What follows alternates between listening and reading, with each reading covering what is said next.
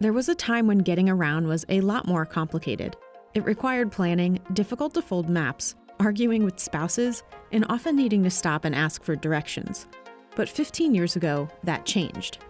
Today, digital map apps like Google, Apple, and Waze can navigate around traffic, remind you where you parked, and even notify you about natural disasters. It's hard to imagine a time before we had these apps. Head west, then turn left. And Google Maps is dominating. It has become essential in the daily lives of its over 1 billion monthly users. It's mapped more than 220 countries and territories, and is updated tens of thousands of times a day. When Maps first debuted, Google said it was designed to simplify how to get from point A to point B. After a decade of investing, collecting data, and billions of images, it not only dominates the navigational app market, but it's one of the most popular smartphone apps of the last 10 years. There are billions of people around the world who are using these navigation apps on a daily basis, and Google Maps, we think, is the leading player in that space. Google Maps can provide directions if you're traveling by car, mass transit, walking, or biking. You can even virtually hike to the bottom of the Grand Canyon thanks to Street View Trekker. Alphabet does not separately report the revenue from Maps, but Morgan Stanley estimates that Google Maps revenue, both from desktop local search and mobile, will total more than $11 billion in 2023. And so if we think that over the next few years, the Google Map could grow into $2, $3, or $4 billion of revenue on a pure multiple basis, it's not crazy to think that the map could be worth 10 or 20 or $30 billion of revenue through that lens alone. Here's a look at how Google Maps became a huge business and transformed how we get around.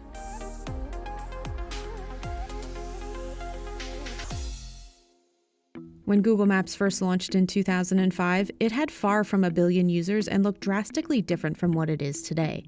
In fact, its first map didn't include much of the world.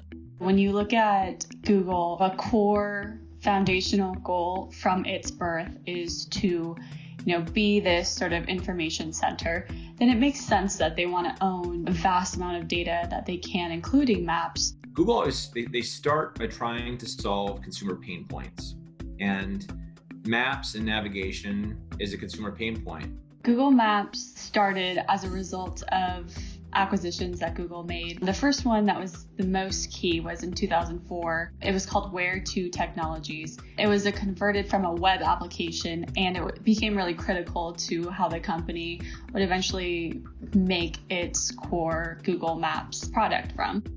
It also acquired Keyhole, another mapping company that used satellite and aerial images to create 3D maps, whose technology would later become Google Earth. And ZipDash, a company that was using GPS to provide real-time traffic information. Everybody was using MapQuest, so people were still printing directions out or even just getting in their car and using a paper map. And so Google Maps was just a totally different way to see how to get somewhere with pretty much a A to B line with turn-by-turn directions. Its early competitors on the web were Yahoo Maps and MapQuest, which was owned by AOL then and was the category leader at the time. In 2007, Street View was born, and the company embarked on a journey to map the entire world. Initially, cars mounted with cameras drove around the streets of 5 U.S. cities. Over the next few years, and with the help of trekkers, the Street View team collected more than 170 billion images from 87 countries. Users could now see a 360-degree view at street level, and with the help of computer vision, the cameras identified street signs, speed limits, and many other pieces of information that you could not get from satellite imagery. This gave the company endless amounts of data that it now owned and helped it create very detailed and more accurate maps. I think Google Maps Street View sort of showed people this way to sort of explore the world. You could drop in and see exactly where you're going. That same year, Google Maps made its mobile debut on BlackBerry and Palm devices, allowing users to utilize maps anywhere they had their phone, especially in cars. Google was now competing with GPS navigational systems like TomTom and Garmin. I want to show you something truly remarkable, which is Google Maps on iPhone. In 2007, Apple launched the iPhone, so suddenly Google Maps was on everybody's phones everywhere. And that was a big difference from the maps you had on other phones because there wasn't multi-touch for pinch to zoom in and stuff like that. And it really just made Google Maps spread rapidly. Google Maps came preloaded on the iPhone in 2007 until Apple released its own map application in 2012. In iOS 6, we have built an entire new mapping solution from the ground up. The relationship between the two companies reportedly chilled after Google added features similar to the iPhone into Android. There was also an issue of data. Apple executives were bothered by the fact that Google could see the data of iPhone users. However, the debut of Apple Maps did not go as many expected. It, to me and a lot of other people, feels like a half-baked product. The data isn't great, and it's not the quality and the experience you would expect from an Apple product. The internet kind of went nuts, like, what is going on? All these places in the maps looked like they were melting into the world, like a Salvador Dali kind of painting. It was a mess. How big of a fiasco is Apple Maps, as Tyler was just talking about? It's bad enough for CEO Tim Cook to make an apology.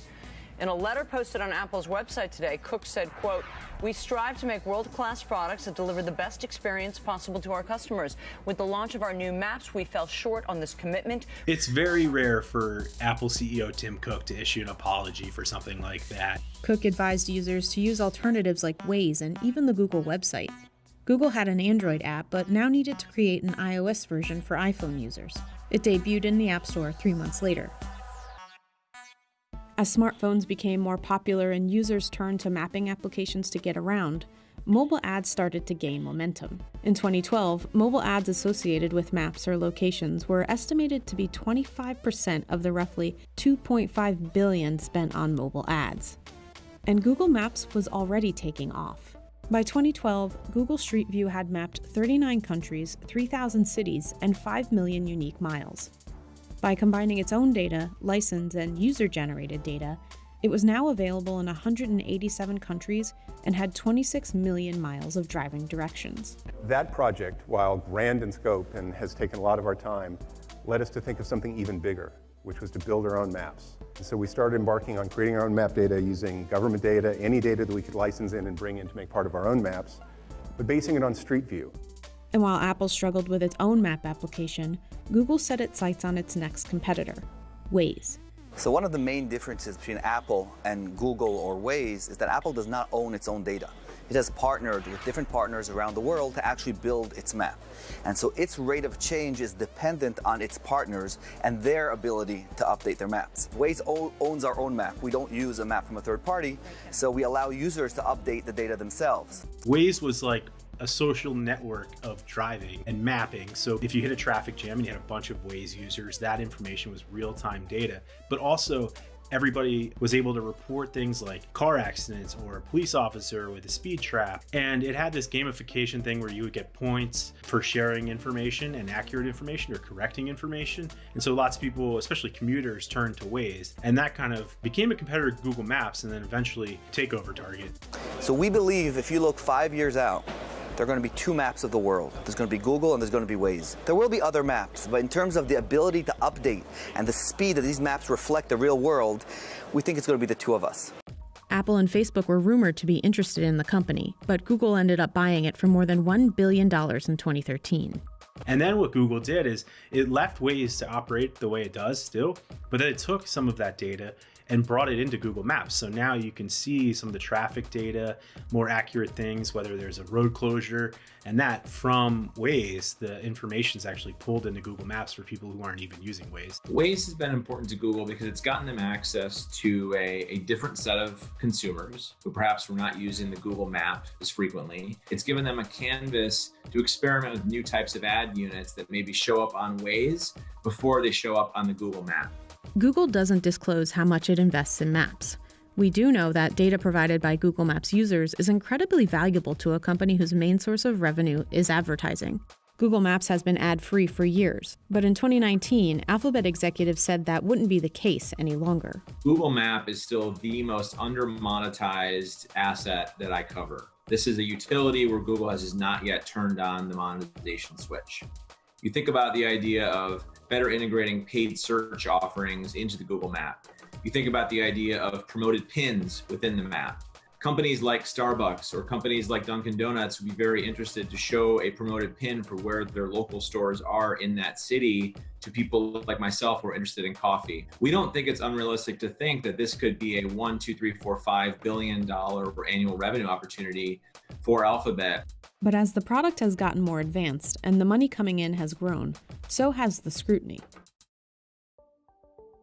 The internet giant has come under fire over privacy concerns after users could see their house, license plate, and face captured on Google Maps by Street View cameras driving by. The company eventually began blurring out faces. In 2013, it agreed to pay $7 million to settle a lawsuit after it collected data from users like email, passwords, and financial information from unencrypted Wi-Fi networks as Street View cars drove by. Google admitted the mistake and said a rogue engineer was to blame. MapQuest and Microsoft's Bing Maps rolled out similar features to Street View and were confronted with similar privacy concerns. Working my way through this 64-page lawsuit that the Justice Department has filed against Google, and in which the department alleges that Google's anti-competitive behavior has been going on for years.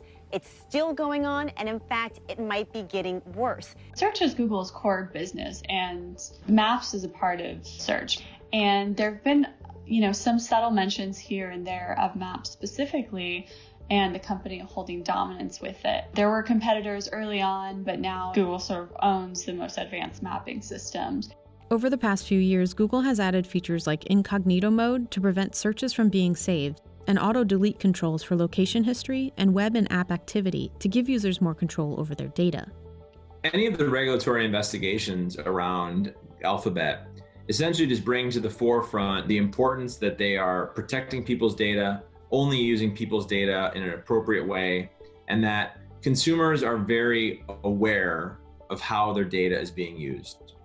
And so when we think about that from a map perspective, it puts an even higher importance on Google's efforts to ensure that people opt in. And ultimately, it does come down to responsible management from a data perspective, and just continuing to improve awareness of the data that Google is capturing through their map and how they are incorporating that into their overall advertising products. Google also faces growing competition. From a competitive standpoint, there's still other map players. There still is Apple Map, and now you have Snap Map, which is being built for Snapchat and its users. And so I think from a consumer perspective, you are going to have more and more of these products that you can open to try to connect with small, medium-sized businesses and try to navigate your way to them. And just the question is going to be, one, how does the accuracy of the data stack up compared to Google Map? How are the directions from a timeliness perspective stacking up? And ultimately, how does the user experience evolve over time? Last year, Apple invested billions of dollars on its map. The company announced Look Around, a feature to compete with Google's Street View. It also is trying to compete on privacy. In a statement earlier this year, it said it set out to create the best and most private Maps app on the planet, and rebuilt the map from the ground up. An analysis of mapping apps from 2018 shows the dominance Google Maps and Alphabet's owned Waze have over Apple and other competitors. Google Maps has become much more than just a tool that gets you from point A to point B. It has used cars, people, and even camels to collect more than 170 billion images from 87 countries to keep its map up to date as the world constantly evolves. I think the biggest change we're going to see in Google Maps in the coming years is the addition of augmented reality. And if people move away from smartphones to smart glasses, it needs to be this see-through augmented reality sort of, here's how you get to that place. And that's what I think the future of Google Maps will be. Today, over 5 million sites and apps use Google Maps. It's also a supplier of mapping technology to companies like Uber and Lyft. Having so much data of existing roads, streets, traffic flow, it helps fuel Google's AI, which is helping the company's self-driving car company, Waymo. I look at it as the company trying to dominate the self-driving car industry, and that mapping is part of that. Among the many things you can now use Google Maps for includes booking reservations and exploring neighborhoods. At a high level, localized navigation data is going to become more and more valuable to all online advertising, all online companies. During the pandemic, it's added over 200 new features, which include a COVID layer that shows you how many cases are in your area and trend times for shops and mass transit to help people avoid crowds. When you have hundreds and thousands of people driving around, walking around, continuously updating the map and ensuring that everything in there that people see is as accurate as possible is a real competitive moat. And there's no real sign of a let up from an investment perspective out of Google to ensure that the map stays cutting edge and ahead of the competitors.